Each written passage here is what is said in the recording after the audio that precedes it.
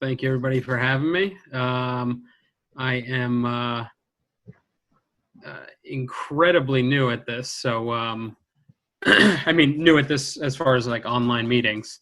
So just bear with me if I like my ego gets in the way and I check myself out in the picture frame quite often. So again, I'm given 20 minutes. Chris, you said? Yes. Okay, cool. Again, I'm an alcoholic. My name's John, and my sobriety is November 12th, 2012.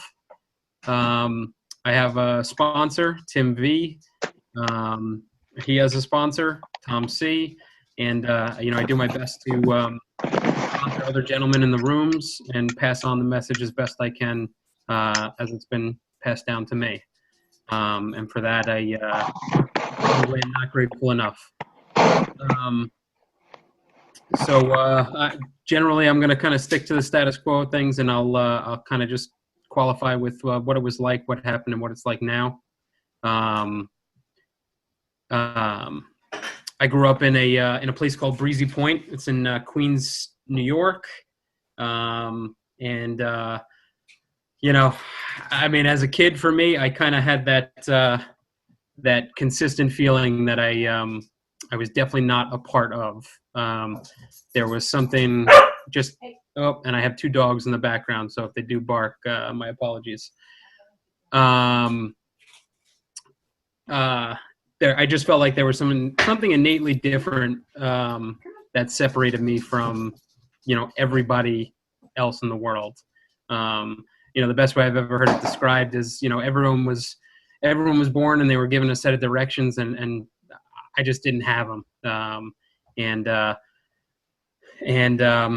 For me, I even at an early age, looking back on it now, I did whatever I could to find any outlets in order to make myself feel like I could possibly fit in.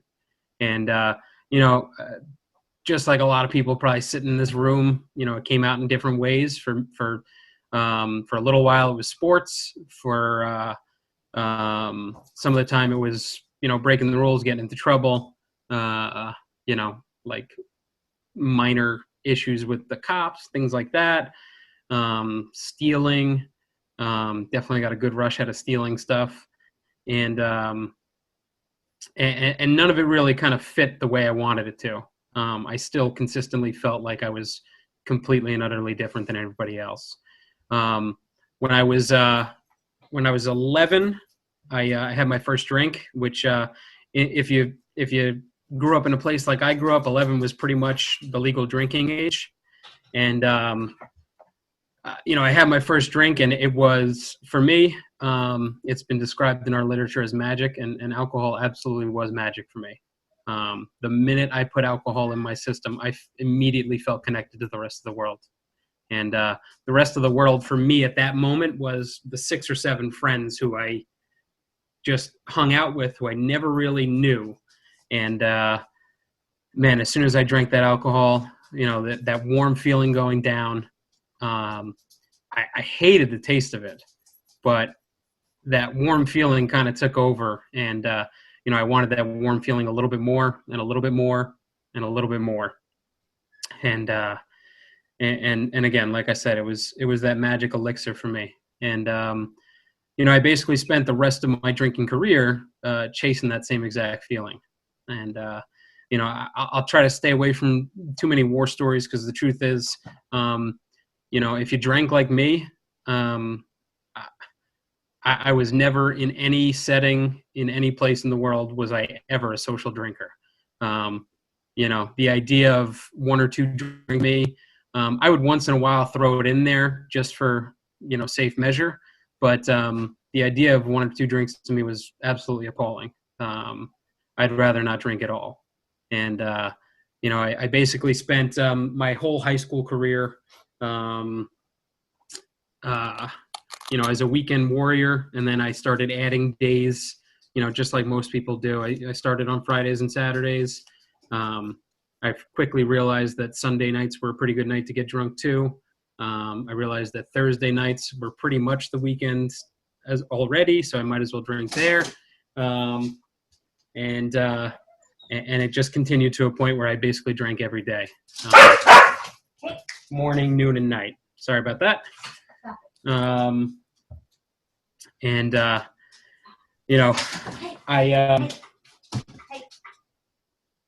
sorry about that. Stop it. Got my dogs going nuts in the background. And so anyway, where was I there? All right, so I managed to somehow get into college. I went down to North Carolina for school. The goal to get when I got down there was that everyone who I was drinking with was the problem. The people who I surrounded myself with were the wrong people in my neighborhood. I constantly surrounded myself with guys who were getting in trouble, drinking too much, and not doing the right thing. So when I got down to North Carolina, my goal was to connect with the right people. I was down there on scholarship for sports, focus on sports, and get an education.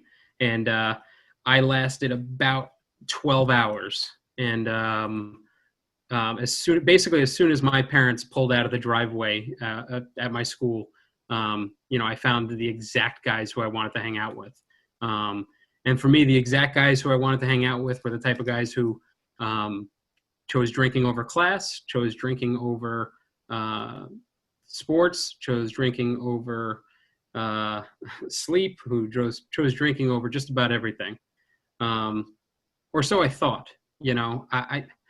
I looking back on it now, a lot of those guys actually stayed in school and got their degrees. They actually got up and went to class most of the time. I just thought they drank like I did. I quickly found myself kicked out of that school, got kicked out of another school after that.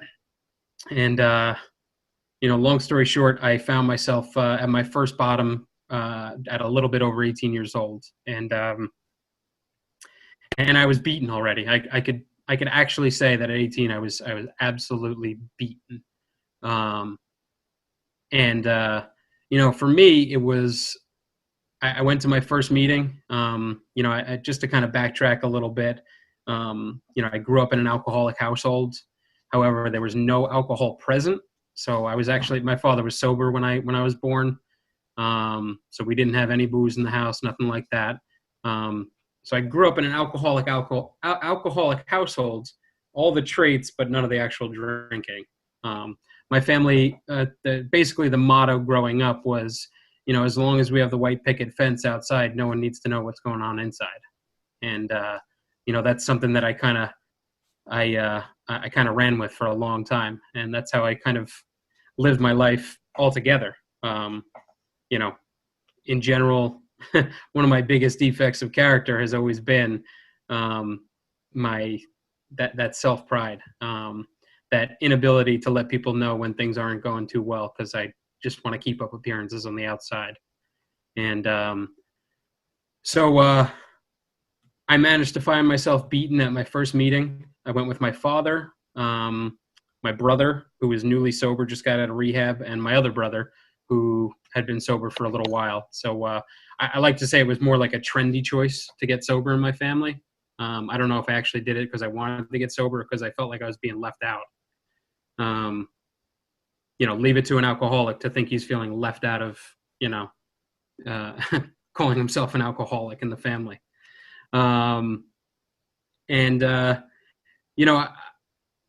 What I found coming around to the rooms early on at that age, I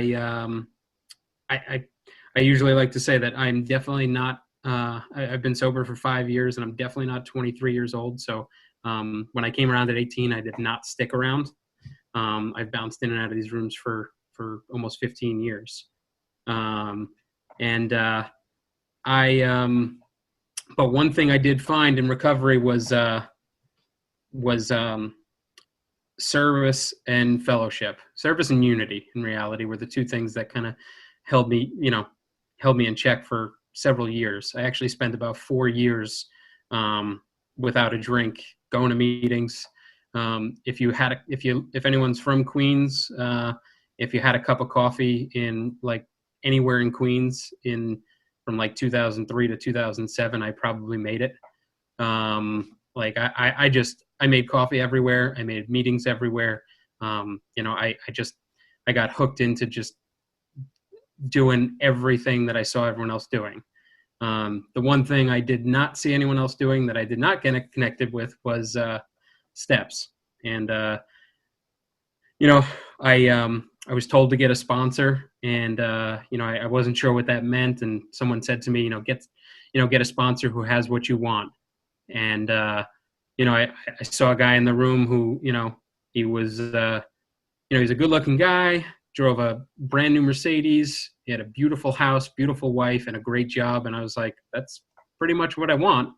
So I asked him to be my sponsor, and to no fault of his own, putting down the drink was enough for him. That has not been my experience. I needed that psychic change. I needed that gradual change through step work that brought me to a place of real recovery.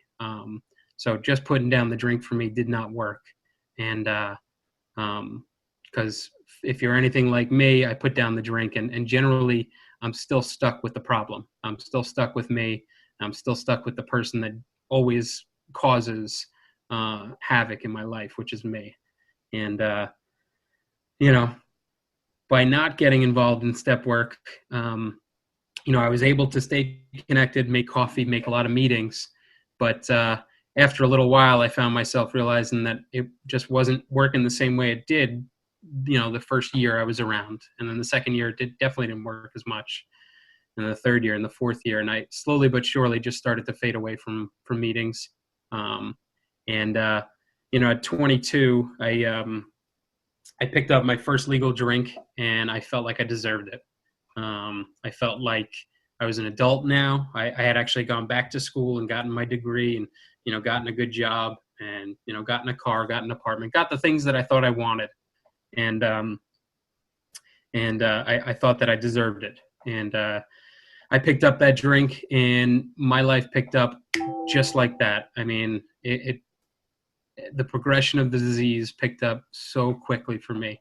Within about 6 months, I had lost the job, lost the girlfriend, lost the car, lost the apartment, and was, back to the same lifestyle I was used to prior to getting sober. And that for me was, sleeping on the couch till 3-4 o'clock in the afternoon, waking up, stealing money from my parents, stealing whatever I could in order to, go out and get drunk that night and continue that same cycle. And within a few years, my parents had kind of gotten fed up with it. I managed to find myself homeless up in Boston in the middle of the winter, which I do not recommend to anybody. I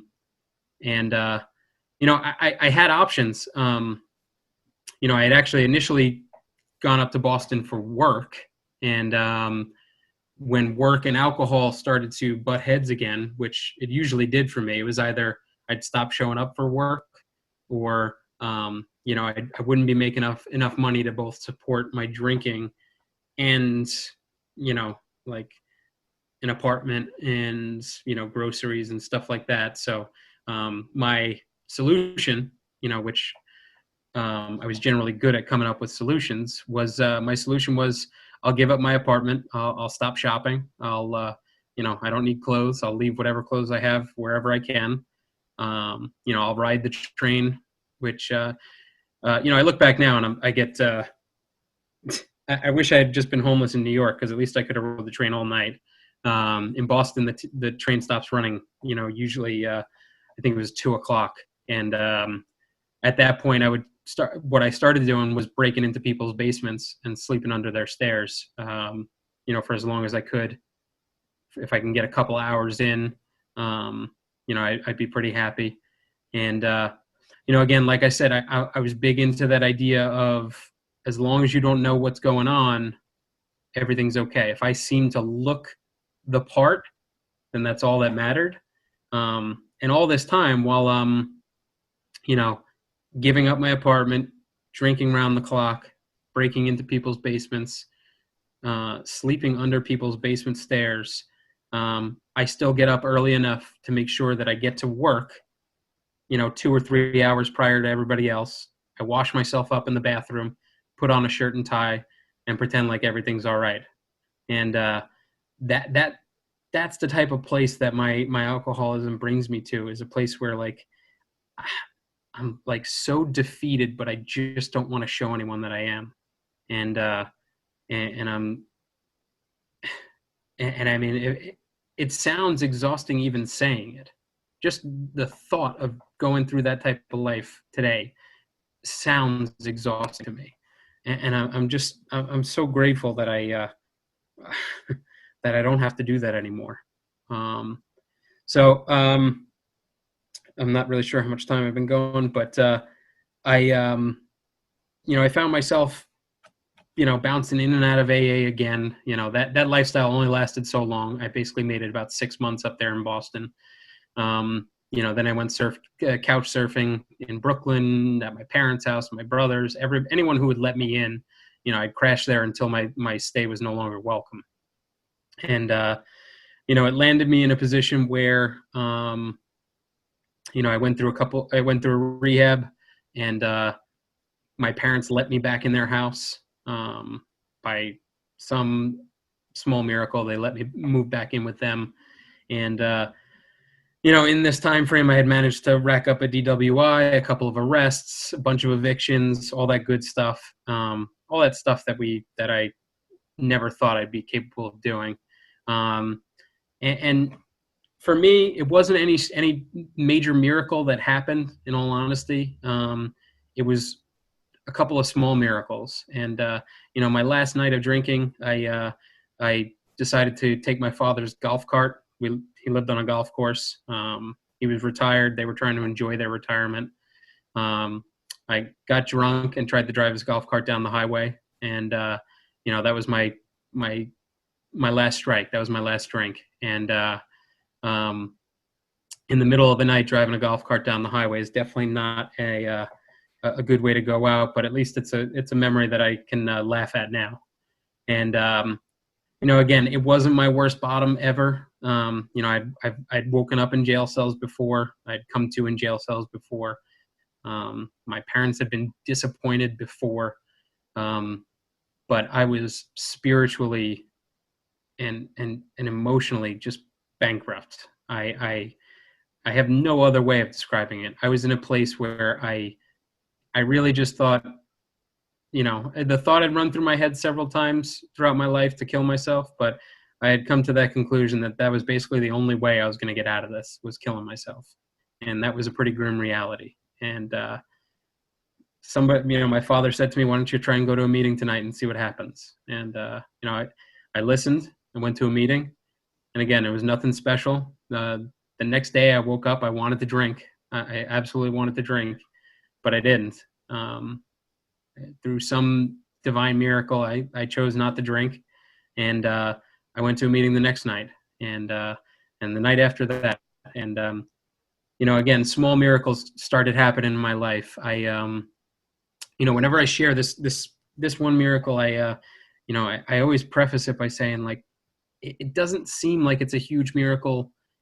It may not seem like a huge miracle to anybody else, but to me, it was the first time I had ever seen God in my life. And, I found myself at a meeting, and I saw a bunch of young guys having a good time and laughing and genuinely enjoying life. And I was, it was attractive to me. And they were my age. They seemed to be smiling. They seemed to be happy to be in recovery.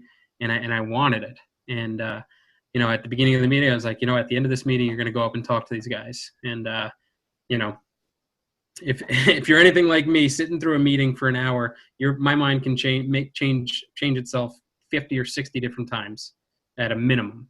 And by the time the meeting ended, I was walking towards these guys, and I had definitely no want or willpower or will to actually stop and talk to them. By the time I was walking by them, I was ready to just beeline it out of the meeting. And God put his hand out to me, and his name was Jeff. And he said, "Hey, how you doing, man? I'm Jeff. I'm an alcoholic. What's your name?" And it doesn't seem like it's a huge deal, but for me, it was the first time I had ever actually seen God put His hand out to me, and and I shook His hand. I said, "My name's John," and I again, it seems so minuscule, but it for me, I still get chills thinking about that moment because I could have easily walked by. I could have easily not noticed it, and it made me realize that God probably put His hand out thousands and thousands of times for me, and I just never noticed it. I wasn't ready to see it, and in this moment I was, and I got connected with these guys, and I started following them. They said to get a sponsor, and I got a sponsor. The sponsor said to do step work, and I did step work. I started looking for that hand anywhere I could, anywhere I could find, just any kind of connection to God. I started to chase it, and and lo and behold, in getting involved with that and reaching out my hand like that and looking for God, I started to get better, and it was an amazing feeling because I almost didn't notice it. Just as time went on, I realized that I was staying away from a drink, and I was starting to feel happy, and I was starting to feel connected, and I didn't feel that feeling of like like 1 foot in, 1 foot out, and it was just perfect, and it was exactly what I was looking for in that drink when I picked it up, and I continued to chase that feeling. And I just celebrated 5 years back in November, and my life still consists of the same things. I do my best to look for God in my life every single day.